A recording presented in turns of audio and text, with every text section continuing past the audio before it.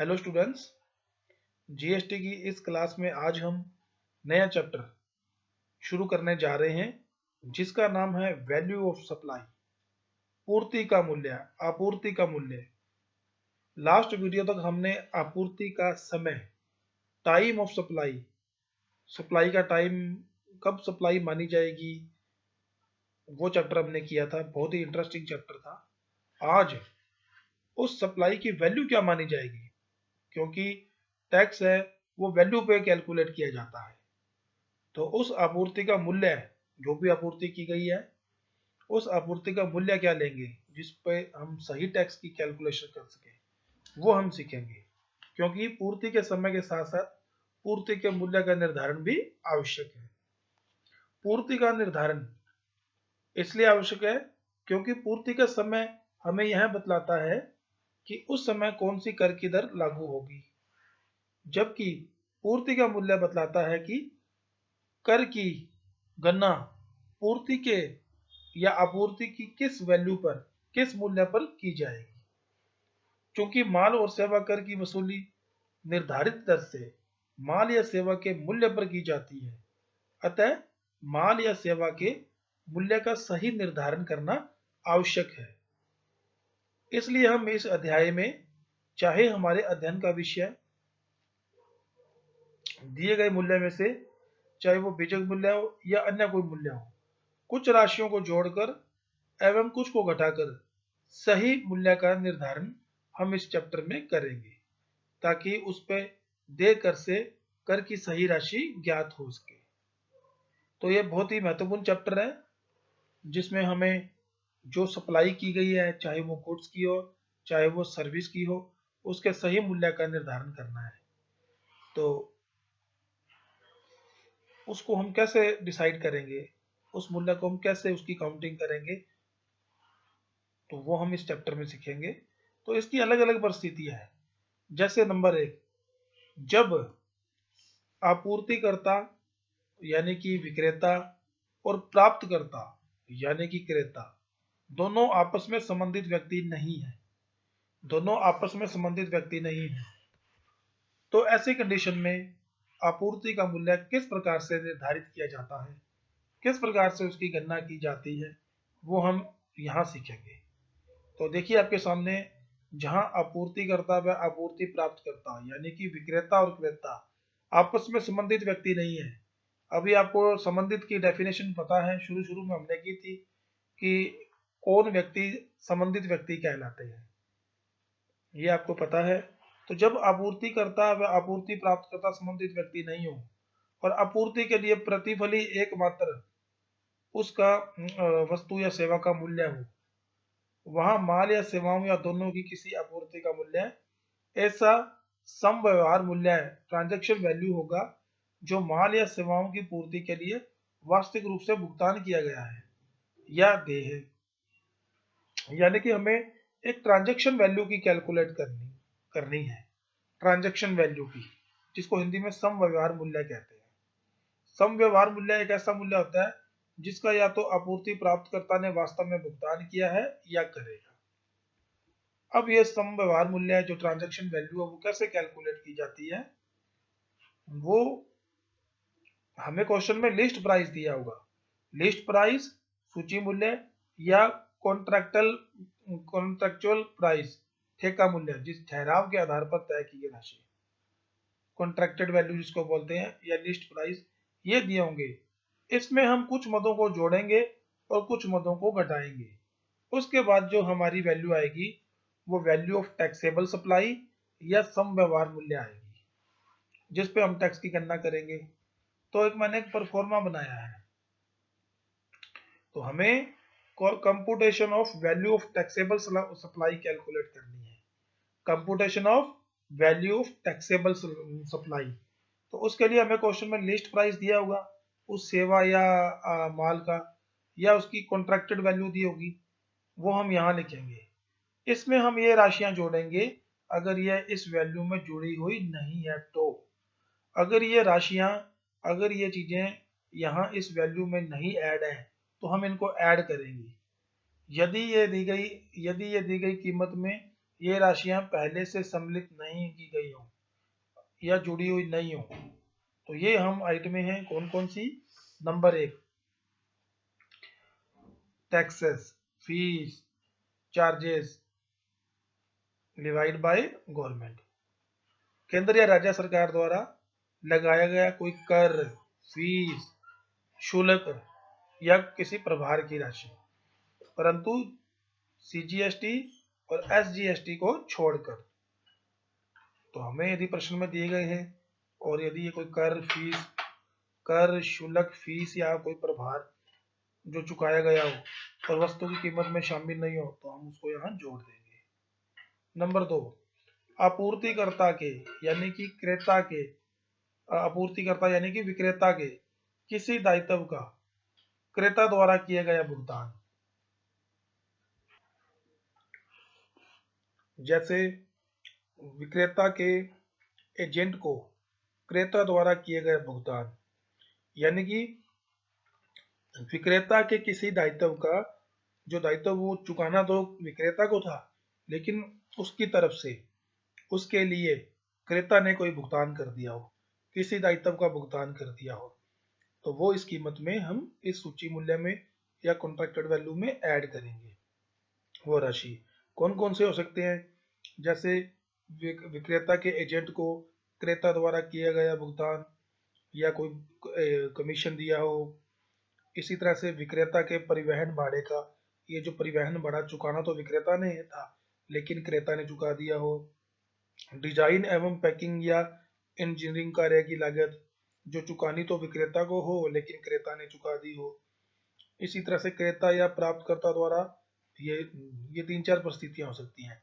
ये राशियां चुकानी तो विक्रेता को चाहिए थी लेकिन उसके लिए उसकी तरफ से क्रेता ने इनका भुगतान कर दिया, तो ये राशियां हम यहाँ पे ऐड कर देंगे यदि पहले से ऐड नहीं है तो। इसी तरह से अब आपूर्ति के समय या इसके पूर्व आपूर्ति के संबंध में किए जाने वाले आनुषंगिक व्यय, यानी कि जैसे कि परामर्श शुल्क है, परीक्षण शुल्क है, पैकिंग व्यय है, एजेंट को कमीशन का भुगतान है, निरीक्षण व्यय है, तुलाई एवं लदाई व्यय है, डिजाइन एवं इंजीनियरिंग की लागत है। यदि ये राशियां इस वैल्यू में ऐड नहीं है, शामिल नहीं है, तो हम इनको सबको यहाँ जोड़ देंगे। इसी तरह से प्रतिफल के भुगतान के लिए क्रेता से लिए गए ब्याज, यदि क्रेता या आपूर्ति प्राप्त करता पेमेंट लेट से देरी से करता है जिसके कारण उससे कोई ब्याज लिया जाए, कोई पेनल्टी ली जाए, कोई विलंब शुल्क लिया जाए, तो उसको भी यहाँ पे लिस्ट प्राइस या सूची मूल्य में या कॉन्ट्रैक्टेड वैल्यू में ऐड कर देंगे। इसके अलावा सरकार के अलावा अन्य व्यक्तियों से प्राप्त सहायता राशि, सरकार यानी कि केंद्रीय और राज्य सरकार को छोड़कर अन्य किसी व्यक्ति से, किसी सहकारी संस्था से, सरकारी संस्था से या किसी विदेशी सरकार से कोई सब्सिडी मिली हो जो कीमत से प्रत्यक्ष रूप से जुड़ी हुई हो, जो कीमत से प्रत्यक्ष रूप से जुड़ी हुई हो, तो वो हम यहाँ पे ऐड कर देंगे। तो ये 4-5 चीजें ऐड करनी है यदि ये वस्तु की कीमत में या लिस्ट प्राइस में या कॉन्ट्रैक्टेड वैल्यू में पहले से ऐड या शामिल नहीं है तो। और अब कुछ चीजें घटानी भी हैं, सम्मिलित नहीं करनी है। यदि ये घटाई नहीं गई है तो हम इनको घटा देंगे। भट्टे की राशि, डिस्काउंट की राशि यदि पहले से कीमत में, लिस्ट प्राइस में या कॉन्ट्रैक्टेड वैल्यू में घटाई नहीं गई हो। भट्टे की ऐसी राशि को घटाना है जो बीजक में विधिवत रूप से दर्ज कर ली गई हो। भट्टे की ऐसी राशि को नहीं घटाना जो क्रेता या आपूर्ति प्राप्तकर्ता की बिक्री की मात्रा के आधार पर वह प्रेरणा के स्वरूप में स्वीकृत की जाती हो। यानी कि नॉर्मल डिस्काउंट हमें घटाना है, ऐसा डिस्काउंट जो आपूर्ति प्राप्तकर्ता को या क्रेता को उसकी बिक्री को बढ़ाने के लिए इनाम स्वरूप दिया जाए, प्रेरणा स्वरूप दिया जाए, वो डिस्काउंट नहीं घटाना हमें, उसकी कोई छूट नहीं मिलेगी। और ये घटाने के बाद आ जाएगी कम टैक्स वैल्यू, कर सहित मूल्य। और यदि हम इसमें से जीएसटी और एसजीएसटी की राशि यदि इसमें शामिल है तो वो घटा देंगे, तो क्या आ जाएगा, वैल्यू ऑफ टैक्सेबल सप्लाई, जिस पर हमें उस आपूर्ति का वो मूल्य है जिस पर हमें कर की गणना करनी है। तो प्रश्न में हमें लिस्ट प्राइस या कॉन्ट्रैक्ट वैल्यू दी होगी।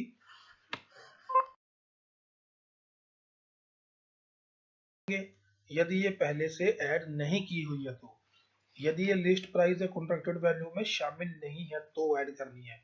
यदि ये पहले से ही ऐड है तो जो आइटम में ऐड है वो दोबारा से ऐड नहीं करनी है। ये 4 चीजें हो सकती हैं, 1, 2, 3 और 4, ये ऐड कर देंगे। और इसके अलावा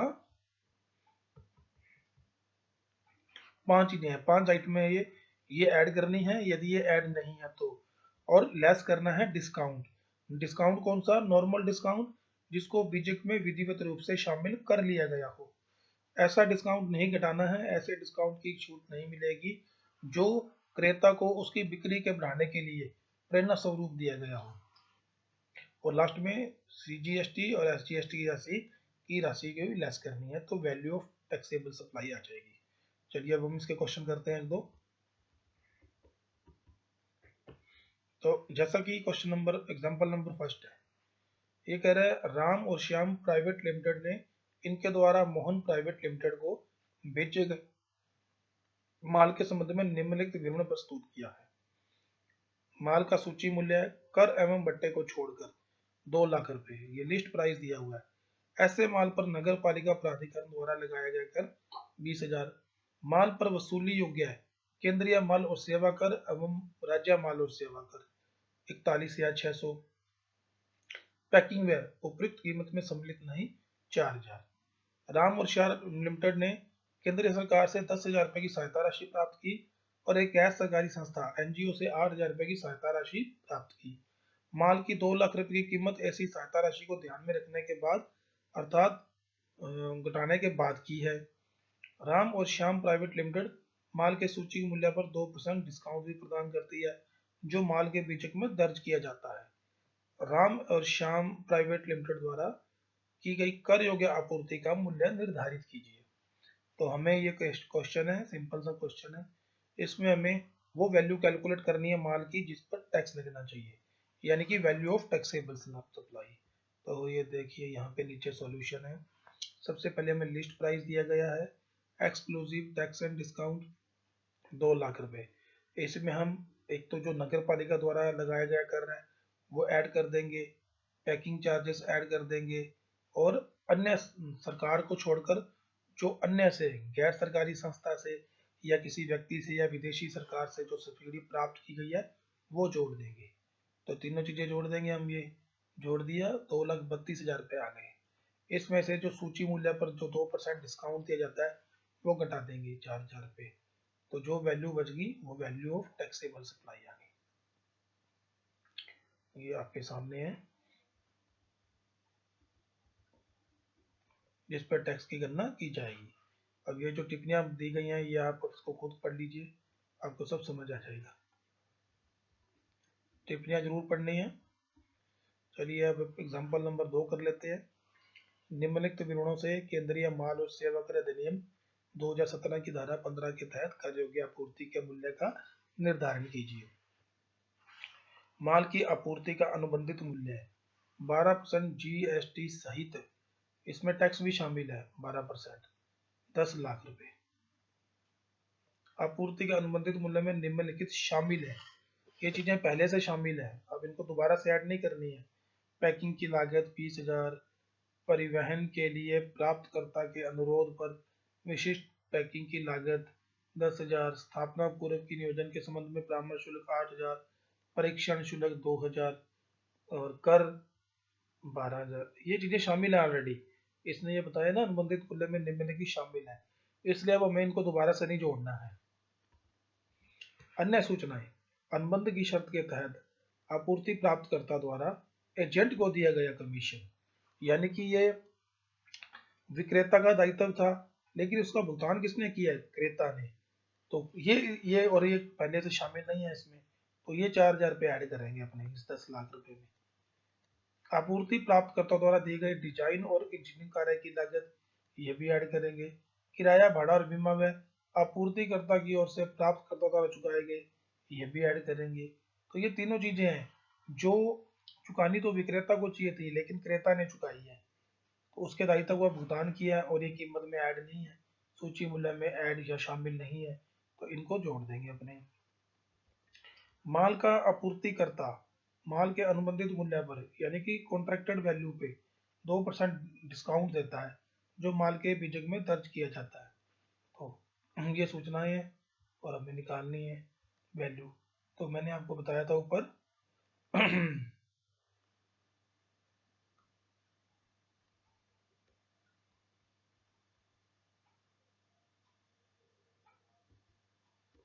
तो ये आपके सामने कॉन्ट्रैक्टेड वैल्यू दी गई है और वो जो 3 आइटम है जो उसके दायित्व का भुगतान किया है, विक्रेता के दायित्व का क्रेता ने भुगतान किया है।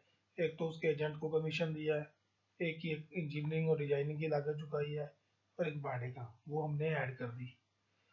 बाकी कुछ भी ऐड नहीं करना है क्योंकि बाकी सारी मदें पहले से ही ऐड है, शामिल हैं। और जो लिस्ट प्राइस है उस पर 2% डिस्काउंट घटा दिया,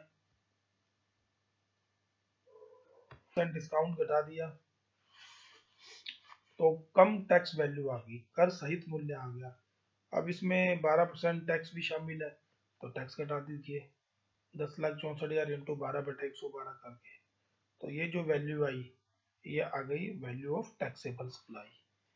और इससे संबंधित टिप्पणियां जो नोट्स हैं वो आपको पढ़ने अपने आप, जो जो किन किन मदों को शामिल किया है, किन किन को नहीं किया, क्यों नहीं किया, तो आपको ये पॉइंट्स क्लियर हो जाएंगे।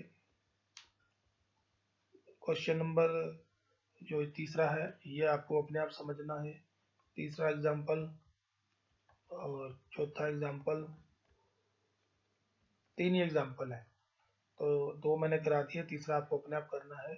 चलिए अब हम इससे आगे वाले नहीं करने आपको, इनसे संबंधित जो न्यूमेरिकल क्वेश्चन है हम उन पे डिस्कस कर लेते हैं।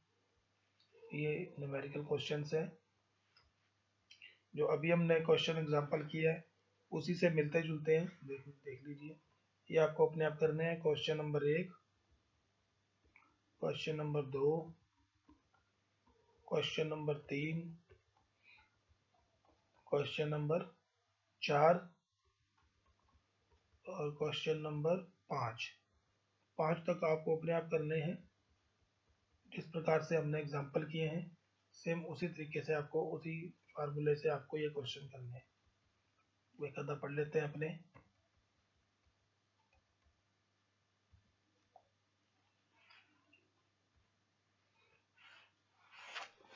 क्वेश्चन नंबर पहला देख लीजिए।